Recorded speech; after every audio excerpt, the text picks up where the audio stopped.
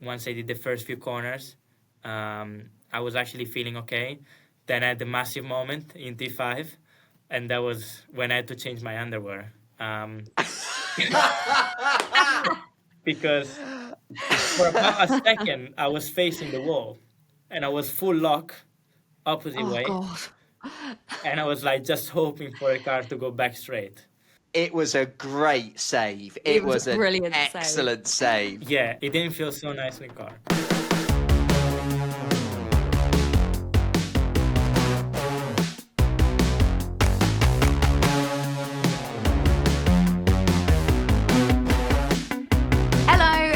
Welcome back to The Fast and the Curious. It's been a minute, hasn't it? We're churning out these episodes. This is, of course, the show that takes you inside the world of Formula One. We debrief the biggest moments of the season. We look into all of the races and, of course, speak to some of the biggest names in the sport. And today, everybody, we are delivering on that. We have got somebody on a silver platter, and we're speaking to someone that we have been so keen to meet for a very, very long time. My name's Betty Glover, and our resident Formula One geek, Christian Hewgill, is also here. I like, Betty, that we've ended the last 2 episodes with, we'll be back to preview the Japanese Grand Prix. And then we popped up with the Liam Lawson emergency episode. Now we popped up with a second emergency episode. And this really is a good example of why, when we say you've got to hit subscribe, you really have got to hit subscribe, because we sort of thought the Liam Lawson one might happen. There was there was rumours, wasn't there? Let's be honest. We didn't think this one would happen. When a Formula One team says to us, we've had some time available with this driver, like now, do you want to do it? We say yes. And whoever's around, which on this occasion, Betty, just happens to be me and you, it's like, right, scramble, get to a computer. And that's exactly what's happened here with a huge name, as you just said, Betty, a huge name. Yeah, do you know what? We drop everything. We drop everything. Dinner plans, not happening. We're here. We're ready to go, guys, bringing you the best interviews, if I do say so myself. We've got the last minute call up. Sadly, too last minute for Greg, but me and Christian are here to meet a very exciting new name in Formula One. It's only 18-year-old Kimi Antonelli. We have been plotting this for quite a long time with the team at Mercedes and our pal Bradley Lord to sort of make sure that we speak to him early on, because we don't really know that much about him. Like, what's he like? What does he like doing? What does he like doing in his spare time? So we're really excited to ask him those thrilling questions. But the whole Formula One world has been absolutely buzzing about this guy for such a long time, haven't they, Christian? And it's wild to say that because he's still a teenager. Yeah, this is the mad thing. I can only remember, I'm 33, and I can only remember in my time of covering Formula One, a handful of examples where, like, everyone's got excited. There was Kimi Räikkönen, people got really excited there. There was Lewis Hamilton, and there was Max Verstappen. And obviously, I've only been covering Formula One full time for a few years. And this is the first time, because you get paddock whispers, you get paddock rumours. It's exactly, Betty, as you think it's going to be when people start chatting to each other. The paddock's a small place and people go, you heard about this, you heard about this. But with Kimi Antonelli, it's the first time in my experience in the paddock where all the rumours say the same thing. With rookies, you normally get, I think he'll be great. Or you get some going, I don't know why he's got a seat. I don't know. But with Kimi Antonelli, everybody who you speak to goes, this kid's going to be special. This kid's going to be special. And I'm so excited to speak to him because that must be insane, right, Betty? To be like, imagine if when we started this podcast, everyone was like, I actually think this is going to be the greatest Formula One podcast that like has ever happened. And, I'm not sure we could have coped with the pressure. I certainly couldn't. No. So I'm genuinely fascinated to speak to him because it's like he's almost been like, as Greg said, Greg uses the word mythical figure a lot. It's like he's almost been like this mythical figure of like, oh yeah, well, he's going to be amazing. He's just going to be absolutely fantastic. So I'm sort of fascinated to try and speak to the person around that sort of billing because he's got a great junior series record. Like he's won everything he's been in to the extent that he skipped Formula 3 and went straight into Formula 2 and did well in Formula 2. Didn't win it, but he, did well in it. So yeah, I'm really excited. But we talk about that pressure of that hype around him, but then also he's having to fill in for someone, for Lewis Hamilton. one of the greatest Formula One drivers in the world. He's taking his seat, so there's even more pressure. Yeah, I mean, I think there would have been hype around Kimi at any time he'd come into it. But it's the fact that Mercedes were like, we're not too sure we're going to sign Lewis up to a new 4-year deal because we don't want to miss out on putting this hotshot talent into the seat. And Mercedes and Kimi himself are all very keen to say, look, I'm not replacing Lewis Hamilton. Nobody can do that. I'm just the next driver in the seat once Lewis has gone. In the same way that Lewis was very keen to say when he stepped in, I'm not replacing Michael Schumacher. So I get that. I really do get that, because it's not as simple as just like, you are the new Lewis Hamilton. It's not that simple, but it adds that layer of hype. You're absolutely right, to this amazing talent being the one to step into a seat that was previously occupied by Lewis. Like, it's huge. We have kept everyone waiting long enough. So let's meet the man himself. Let's meet Kimi Antonelli. Kimi Antonelli, welcome to the Fast and the Curious. It's lovely to have you here. Thank you so much. Pleased to be here. Oh, good. Thank you so much for joining us. Firstly, Kimi, where are you? What have you been doing today? You're wearing a dashing white jumper, which, do you know what? Straight away, I look at it and I think, God, that's brave, because I would have so much stuff down it. Yeah, so I'm in Brackley, the Mercedes headquarters, and I've been doing simulator to prepare the triple header. It's going to be, an intense one. So I've been spending the whole day at the sim today. And just finished off and came here. Kimi, I know that Toto Wolff is not in Japan, and Bradley Lord, who's been on the podcast a few times, Bradley's going to take a few of his responsibilities. Bradley says it's absolutely fine for you to tell us all the information you've learnt in the sim. He's very relaxed about that. So what have you learnt? How's the car feeling? Tell us everything. Well, I've been driving in Suzuka because it's going to be my first time driving it, and man, it's a freaking cool track. I mean, it's even a bit scary in the sim when you do the chicanes. So I cannot imagine the first lap in real life, with the feeling of speed and everything is going to feel crazy. But man, oh my God. I was meant to go last year, but of course I got sick, so I couldn't go. But, really looking forward to it. But yeah, today I mainly did Suzuka because I don't know the track. And then I did a little bit of Jeddah and Bahrain. But those two tracks I know a bit better, of course. Mainly done Suzuka. And car feeling is good. The grip in Suzuka is going to be a bit unknown because they resurfaced the track as well. First sector only. But I really cannot wait for it. Kimi, you seem just so excited. Like, the way that you just spoke about the track and everything, you just seem so excited. What is it like being in your shoes? I mean, it's amazing. Yeah, everyone really asks me like what races I'm most looking forward to. But to be honest, in my opinion, I'm really looking forward to all of them. And especially those tracks that are new for me is always an exciting challenge. But of course, to be racing for Mercedes in the first year of Formula One is an incredible experience. Is a great privilege. But and also I'm super excited to see how we're getting on. Kimi, I've been so looking forward to talking to you because it feels like we've been talking about you for such a long time, because we were just saying on the podcast before you joined, I can't remember in my time covering Formula One any other opportunity where someone's come in and people have everyone in the paddock's just been like, oh yeah, he'll be great. Like, this kid's really, really good. And that's obviously must be brilliant for you, but how do you deal with that? Like, the pressure of that? Because the Formula One world seemed to just decided, yeah, this guy's really special. I've just been fascinated to talk to you about that. Yeah, I mean, of course, there's a lot of hype around. Pressure's been building up for sure. But, I think when you got the right people around you, I got Mercedes. I've been growing with Mercedes, to be honest. I've been in the team since 2018. So since I was 11, a few days ago, I just saw a few pictures when I was in Monaco the first time with Tota. And, oh man, I looked very, very little back then. Very tiny. I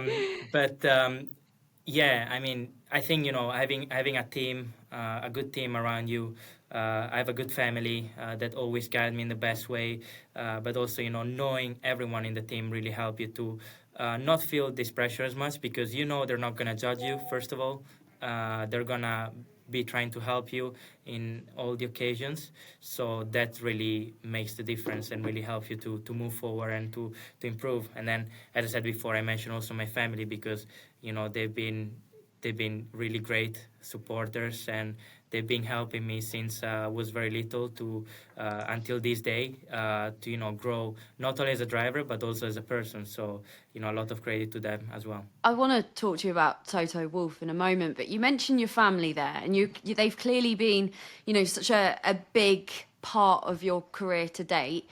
After your first Grand Prix in Australia, you finish P1. What did your parents say to you? Well, my parents, they were they did not really expect it, because obviously in the race I was starting really far back, obviously with an unfortunate qualifying, and to get that result, of course, was amazing. And I think no one really expected it, even myself. I did not expect it. I mean, in the last safety car, when I was like, I could only see 4 cars in front of me, and I was like P5. I was like, oh my God, like, what am I even doing here? This far forward, because I did not expect to be there. But eventually, the race went pretty smoothly, and but it was great to have my family there, because it was first race of the season. It was a really great moment to share together, and the race went well as well. So definitely a good memory I will keep for a long time. I obviously meant P4. I don't know what I said. Did I say P1? Yeah. I thought I you would said have taken P1. it. I would have taken it. Oh, I mean, P1 would have been brilliant, Yeah, to be of honest, course. wouldn't it? But I did mean P4. But thanks for going along with it anyway. It's been a long old day for me. How do you feel, Kimi, that Betty Glover has just given you your first Formula One win? And that's going to be this podcast alternate history now that you won your opening race. We're just going to go along with that, I think. Yeah, I'll take that. Like, 100%. I'm taking it. Do you know, you did a good drive. You deserved it. Thank you. I appreciate that. Kimi, our listeners and viewers love Formula One. That goes without saying. But we are lucky enough to speak to a lot of the drivers on this podcast. Lando and Oscar come on a lot. George has been on. And I think what they most enjoy is getting to know the drivers away from the track, away from the car. You're new to F1, so I don't feel like I know as much about you sort of away from the track. So what are the things you could tell us about Kimi Antonelli, not the Formula One driver? What do you do in your spare time? Have you got any unusual hobbies? I'm not interested in Formula One for a minute. I mean, I always am. I'm an F1 geek. But what's Kimi like away from the track? First of all, I still drive away from track. I either drive go-karts, drive on the simulator, or now I really got into this. The little RC cars, the scale 1/8 engine. Yes. Like basically little but fancy remote control cars, Yeah, is what I'm exactly. saying. Yeah. Wow. I actually drove for the first time yesterday, and Ooh. I absolutely loved it. My dad used to race with those back then, so he decided to bring me to track with those, and it was incredible. I mean, I loved it. It's really difficult to drive them, especially when they're coming on the opposite side, and obviously I was using the joystick, so I had to think it like in the opposite way, with the turning. So yesterday, the last day, in the last run, I was a bit tired because I did many laps, and then I think my dad called me over while I was driving it, and I remember I got distracted and I turned the opposite way. So I was meant to turn left and I turned right, and this car, like at 120 k's an hour, went full into the grass and started flipping. So, and I completely destroyed it. And then Oh no. yeah, so it was not bad to finish off that way for the first day, but it's something I really like doing. But yeah, otherwise I also try to spend time with friends. I have a good group of friends back in the town in Bologna, and then also trying to spend time with family because I don't get a lot of time with them. Kimi, you know you're only 18. Do you still go to school? Yeah, I have the last year of school. Oh my God. I have So final you don't. exams, so I'm trying at the moment to fit a date where I can do it, which is Oh my pretty God. difficult at the moment. Um, That's so hard. yeah, I mean, I'm getting a lot of help from the school. I'm not gonna lie. I mean, they're sending me stuff over, but it's a big commitment. Um, you know, to be honest, I I always say like I really want to do this, but when I think back, it's important as well. And I've been doing so many years of school, and it would be a shame just to quit on the last year of school. And also my mom really cares about it, so I will do it for her as well. Does it work with particular subjects, Kimmy? Are you doing different subjects? You get to take different sheets. Like, I'm fascinated as to how it works because let's be honest, you're not sat in a classroom, are you? Do they bring a classroom out with you? Do they bring a classroom and teacher? That'd be fantastic. Well, I do online at the moment. Yeah. So Okay. basically, because I go to a public school, so I can't really connect during the day because they don't really do that. But after each lesson, they send the material of what they've been, teaching in class, and also my classmates help me as well. But definitely it's tough, and especially this year it got a lot tougher.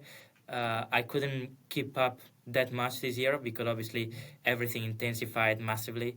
But yeah, I'm trying to finish it. That must be so difficult. So I'm sort of imagining you doing the Japanese Grand Prix, finishing, and then being like, right, okay, off I go. Maths, Oh my God, GCSE, yeah, or whatever that's the terrible equivalent though. is. It's a terrible feeling. I'm not gonna lie. When because math. You start off, you see numbers, and then you get to see just letters. In math, and I'm like, oh my God, why am I doing this? But it's something I have to do. But it's a really difficult subject. I'm not gonna lie. I was terrible at it. I was Yeah. absolutely terrible at it, Kimmy. The numbers just blur to me. It just doesn't make any sense whatsoever. My favorite subjects are English because I know it very well and I don't have to study it. And Easy. then I like AP. What's that? PE? PE, sorry. So I Yeah. confused. PE, of course, because Yeah, you'd be. I can imagine you're natural. yeah, and you just play around, and that's it. These are my two favorite subjects. Good subjects. Did Toto or George help you at all with your homework? No. Well, it's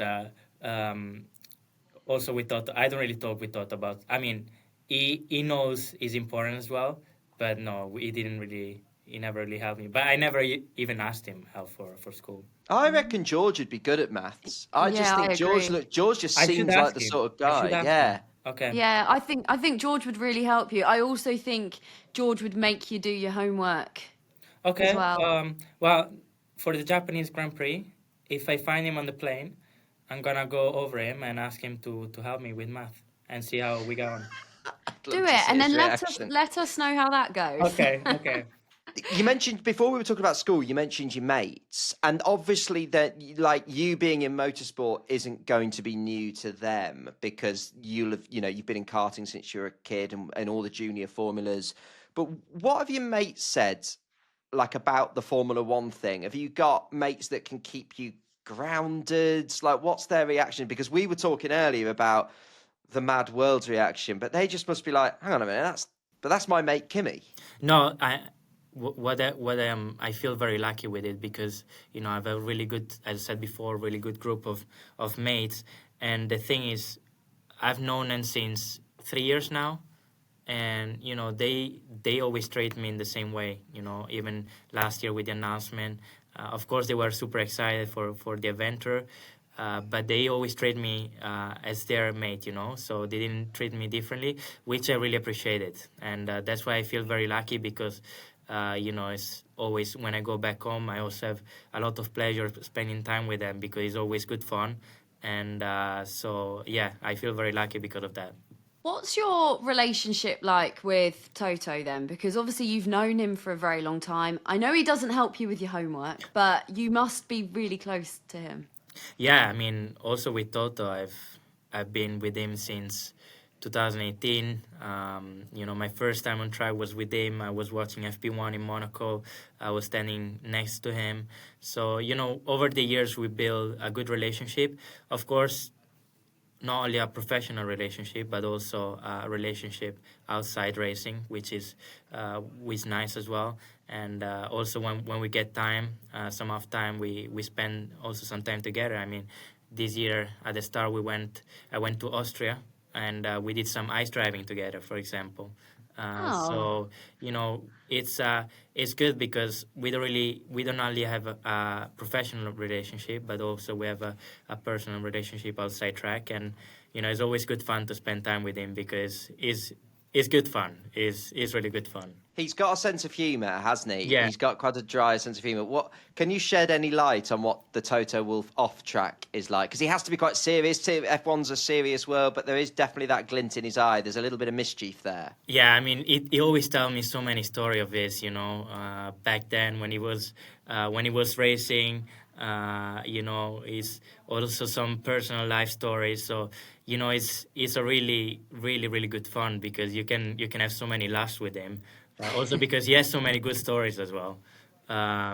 So it's on track. Is very serious, but outside the track is definitely a lot more relaxed. He must be a really good person to sort of get advice from and sort of listen to. Has he given you any good bits of sort of wisdom away from the track? Well, I think is really supporting me in an incredible way because he also on track is really supportive, but also outside track. Basically, what he wants is that I'm happy. Not only in racing but also in my personal life, and he always tells me that if I need anything, even to chat about personal life, he will always be there. So it's very nice from him because it's no matter what, he's gonna be there supporting me. And we talked about the hype, and it's great that people like Toto are there to support you through that hype and to check you're okay with the pressure and all that sort of thing. But it struck me that when we were talking at the start of the chat and you were talking about the Japanese track, which, as you say, that is a really tricky track, but you seemed so excited by the challenge. You could see the little glint in your eye. So taking you back to that first race of the season, even though the conditions were tricky in Australia and there'd been people crashing out on the formation lap and that was tricky, and Australia's a tricky track as well. The months of hype are over, the months of talk are over. You're about to race in your first F1 race. You're looking at the lights. You're behind the wheel of a Mercedes Formula One car. What's that like? Talk me through that moment. So I'm telling you that was the moment I realized I was going to be racing in Formula One. Because it's since last year, of course, we made the announcement in in Monza, and during that period of time, I was just trying to process that I was actually going to be racing in Formula One, and then when I first got into the grid for a formation lap, and then lights going out, and that was the moment I was like, oh, this is like actually real, is happening, and there was a lot of emotions going through that moment, a lot of butterflies in the stomach as well, but once the light went off, I was just focusing on the race, but it was a pretty special moment because also going into the grid and seeing my dad there standing next to the track, it was a really special moment. How did you feel when you're looking at the lights? Are you nervous because you've got the extra pressure of like the weather? Are you just plain excited? Is your heart beating? Like, how are you? I just can't imagine it. How are you feeling at that moment? Well, I had everything, to be honest. Like the heart, I don't even know how fast it was going, but pretty fast, I'm not gonna lie. A lot of emotion. I was a bit nervous as well because conditions were tricky. Was because also, I didn't really had the measure of the car, because Of yes, course. I've been doing testing, but the thing is, in testing I was driving alone, so it was actually the first real time I was driving around 19 other cars at the same time. So the thing I was afraid the most is like I didn't really had the measure, with the car, and I didn't really know how much I could push it while racing close wheel with other drivers. So that was the thing I was, and of course it was wet as well, so visibility was worse. Um, but once I did the first few corners, I was actually feeling okay. Then I had the massive moment in T5, and that was when I had to change my underwear. Because for about a second I was facing the wall, and I was full lock opposite Oh way, God. and I was like just hoping for the car to go back straight. It was a great save. It It was a was an brilliant save. excellent save. Yeah, it didn't feel so nice in the car.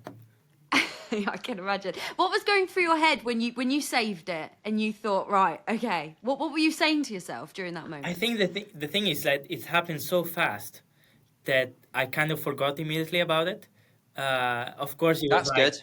I was like, oh Yeah. my god, like thank God we went back straight.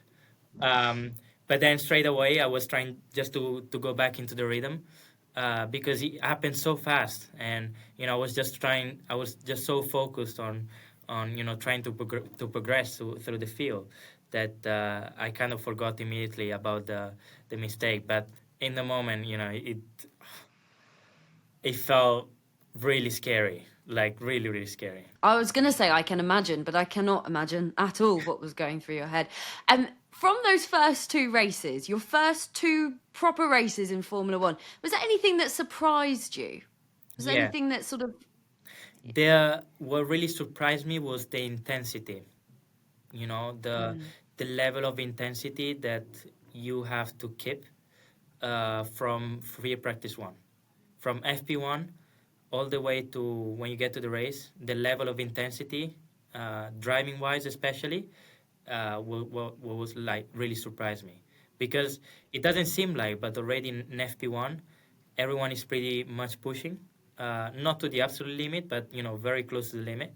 So you always want to keep up, and the level of intensity is quite high. So it really caught me, that especially the first weekend in Australia, because I was like, yeah, I got three free practices, I'm gonna take it easy FP1, but then you're like, you're quite at the end of FP1, you're quite off from your teammate, and you're like, oh, I need to like speed up, I need to catch up. So what I really understood is that no matter if it's FP1, you need to keep a high level of intensity, because obviously you want to start off with the right feeling and not having to improve massively for the next session, because sometimes it's just difficult to make such a step in driving. You just want to start already in a good level, and then you have more confidence to progress, because if you start too much in the back foot, then to catch up, it sometimes can be really difficult. So definitely, of course, you don't want to go over the limit straight away and have a crash like it happened unfortunately in Monza, but you want to be close to that edge in order to be able to progress session by session. One thing I like about modern Formula One, Kimi, is that like we know the drivers aren't there to be friends with each other, and I know you are all such competitive people that you want to get in and you want to beat them all and you want to win. But certainly, it feels different nowadays how it used to. That a lot of the drivers do get on very well. There are a lot of friends. Even people like Lando and Max, who were fighting for a title last year, have said they're friends. So, of the current crop, are there any you've, since you've started racing, spoken to a little bit more? Obviously, George is there as your teammate, but have you got to know any of the others a little bit better than you did? What's relations been like with the other drivers? Well, I would say with the other rookies, I have a good relationship. The main one of them is Ollie, of course. I mean, he's been my teammate last year in F2, and we got along pretty well last year. And we kind of kept the same relationship going into F1. And of course, he's also nice to see him on the grid as well. And so definitely he's my main mate at the moment. But I also got to know better other rookies, and I think we got along pretty well. But yeah, I would say Ollie's my main mate. It's not 100% confirmed, but we think we've got Ollie for his first appearance on the Fast and the Curious in a couple of weeks' Really? time. Yeah, so you know him better than we do. What should we talk to him about? Is there a question you'd like to put to him that we can clip up and play to him? What should we be talking to Ollie Behrman about? Or is there anything funny that you can tell us that so we've got a little bit of intel on him that we can put to him when we talk to him? You can ask him. So Spa last year, we made a joke to his physio, to his personal coach, trainer Right. coach, and we made a joke and we stole his credit card. And Stole Ollie's credit card. no, the trainer, No, the all his physio. trainers. Fine, credit card. right. Okay. So- That's almost worse, but fine. And then we went on the internet and we started buying random stuff with this card. And Oh my god! and Poor Ollie trainer. and Ollie, but then when we were buying it, I was like, "Pat, do you know your trainer's address?" And he was like, "Yes, I know it." So then we shipped all the stuff we bought to his house, and we didn't tell him anything. So basically, he didn't even realize the trainer that we stole his credit card for like 2 hours. So we were just on the internet buying stuff. Like, what were you buying? We bought loads of stuff. I don't even remember because we bought loads of stuff. Just like rubbish. Yeah, or- rubbish. I hope it wasn't too expensive. I hope like a family car didn't turn up outside. No. the house. We were kind on that side. Like we didn't Okay, go good. like full on. But I remember that was funny as well because then I remember we were with this trainer and he looked at his phone and he was like, "Why is like stuff arriving to my house? I didn't buy this kind of stuff." And then Excellent. we actually told him that we stole his credit card and bought stuff and sent it over to his house. So it was really funny story. You should ask him as well. So I see what this is. So you and Ollie are the two Troublemakers. the two troublemakers on the grid. are you? Exactly. And can I just, the Fast and the Curious and Kimi Antonelli would all like to point out that this behaviour is wrong and credit cards should not be stolen. Isn't that right, Kimi? Yeah, it's not right. Like on Thank few you. occasion it can be right. On few occasion. Ollie, we've got to let you go very shortly, but we should talk a little bit more about Formula One than we have. Obviously, you've got triple headers coming up. It's such a busy season. And we talked about the hype and all the stuff about, I'm replacing Lewis Hamilton, all like that, which I know it's not quite that simple. But looking at it a bit more bigger picture for the first season, like what's a successful first season at Mercedes for you? Well, I think growing a lot as a driver. These 2 weekends have been massive in terms of learning. Because so many new things to take into account, so many new scenarios to experience as well. So definitely, keep growing, keep being consistent, and I think on my side, trying to maximize every result, every race weekends.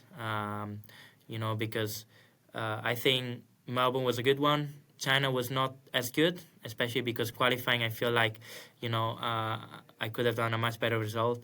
But, keep learning and keep improving and keep maximizing the result.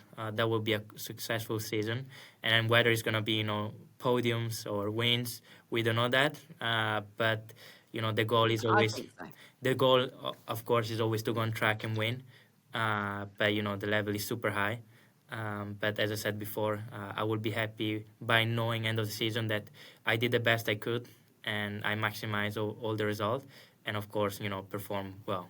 Talked about winning there. We obviously know that Betty gave you your first win earlier, so that's something you've gained out of this interview. And I'm also reliably informed that I just called you Ollie, as we were just talking about Ollie Behrman. I just realized.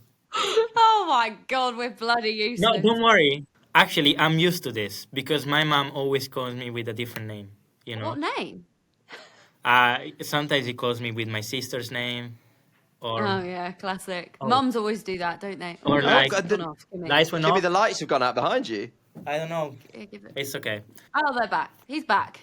Oh, back. there it is. Oh, There we go. And- Kimi, we'd like to apologise for not being overly competent podcast presenters. We'd like to apologise for that. Don't worry. And then, so she either calls me with my sister name or sometimes with my old dog name. So, oh, dog name. yeah. So, I mean, I used to have a dog, but Right. Is the dog no longer with us? it's no longer with us since many, many years. So it's fine. Don't worry. Oh, right. Okay, fine. So we're over it. Okay, fine. My mum called me by her dog name, Yeah. her dog's name, the other day as well. I think it's just a mum thing, isn't it? You just let it roll over your head. Yeah. Before we let you go, Kimmy, I did have a question. Christian mentioned, obviously, Lewis Hamilton and you sort of stepping into his seat that he vacated, whatever. I was wondering, because you've obviously been around Mercedes for a very long time, since 2018, you said, didn't you? Did Lewis ever give you any sort of words of advice or wisdom before you took on this So- challenge? Apparently, he wrote a really nice message on the driver's room, because basically and I cannot really see this message until Imola, because is in this building, engineer building, which is brought only at the European races. So, basically in this engineer building, we also have the driver's room. And he apparently wrote a really nice message there. So I'm really looking forward to read it in Imola. But other than that, it's been trying to say to enjoy and not really worrying about the rest, especially the outside, and just enjoy the driving, and the result will come. One of the questions we got asked when we did a stage show at the British Grand Prix last year, Kimi, was what does Lewis Hamilton smell like? And genuinely, every time I've interviewed Lewis, he smells amazing. I mean, you'd expect him to be able to afford good aftershave, wouldn't you? Let's be honest. But I'm interested as to whether that room just smells of expensive aftershave. I bet it smells amazing once you've taken that room over from Lewis Hamilton. I have to agree, it smells good. Even it would do. Even at the end of the weekend, it smells good. So Be awkward if he smelt bad, wouldn't it? Kimi, it's so great to see you in Formula One. It's been so lovely to chat to you and get to know you. We're really grateful to you for spending the time. We're really grateful to Mercedes, and it's so great to see you. It seems like you're really enjoying it, because we've spoken about the pressure, we've spoken about the hype, stepping into Lewis's seat, but it just looks like you're having fun. So keep having fun. It's been amazing to chat to you, and it's amazing having you in Formula One. thank you so much, and I And really you appreciate you giving me the win. I'll take that. Do you know what? Anytime. And also, when you do win, I'll congratulate you again. So Okay, thank you. Betty gave you the win. I gave you another name. So Gabriel Bortoletto, thank you for joining us on the Fast and the Curious. Thank you so much. Thank you so much, Ollie. So there he goes, Kimi Antonelli. I mean, can you imagine racing in a Grand Prix, doing your first F1 season, and then thinking, Jesus, I've got to go do my maths homework? I genuinely don't think I'd cope. I couldn't cope. And I also, I've spoken about this before, but I struggle with pressure in life. I get nervous, I get anxious, I worry about stuff. And I said it in the chat, I was really interested to see how I was just dealing with it. And we've just spoken to this guy. A, Betty, it feels like you're speaking to someone much older than he actually is. And that's a great sign. But B, he's just so relaxed, I'm having a great time. This is fun, isn't it? And I think I'd be going on the sim and being oh, holy hell, Japan's tricky, and there might be more weather and da-da-da. But he's just this track's cool. He just seems so relaxed. And I think that's amazing. Yeah, credit, I think, to the people around him that are sort of allowing him to be like that and have that attitude. And on that, loved what he said about Toto just saying to him, by the way, I'm always here for you to chat to. On track stuff, off track stuff. That is a mark of the man. That's how to look after drivers, not looking at anyone in particular on the Formula One grid, but that is how to nurture young talent and look after them. That's really, really impressive. I really like that level of support. That level of support, because you're not going to be nervous about making mistakes if you know that you're supported. And when you're young, you make mistakes. Also, really want to know what Lewis wrote to him for Imola? Well, I guess we'll find out. And of course, that room smells good. Of course it does. Listen, massive thank you to Mercedes for giving us the time to chat to Kimi Antonelli. We really, really appreciate it. And we hope to see Kimi thriving, because exciting young talent like him is really good for the sport. So we'll see Kimi back in action this weekend. We will be back before then with another big name. Surely this time, when I'm saying we'll be back to preview the Japanese Grand Prix, surely there won't be another emergency episode. Surely. But if there is, something's gone wrong. Yeah, something's gone really wrong. Betty, I won't be on our preview to the Japanese Grand Prix because I'll be flying to Japan, but Gunter Steiner will be. Yeah, so we've got a good replacement for you, Christian. You don't need me. You just don't. Gunter's there. You can pick his brains about the season so far. Anything you'd like to know, anything you'd want to ask Gunter, drop us a message at FastCuriousPod, drop us a DM. Also, let us know what you thought of Kimi, and we'll read some out in the next couple of episodes. Let us know what you thought of Kimi. Let us know what you thought of that chat. Let us know what you thought of me and Betty. Basically, doing a very bad job of interviewing Kimi by. Can I just say, it's late. It is late. It's last minute. All day. Yeah. I had a wine at lunch. the brain isn't working. Christian, enjoy the blossom, and we will talk to you on the other side of the Grand Prix. Goodbye, everybody. Goodbye, everybody.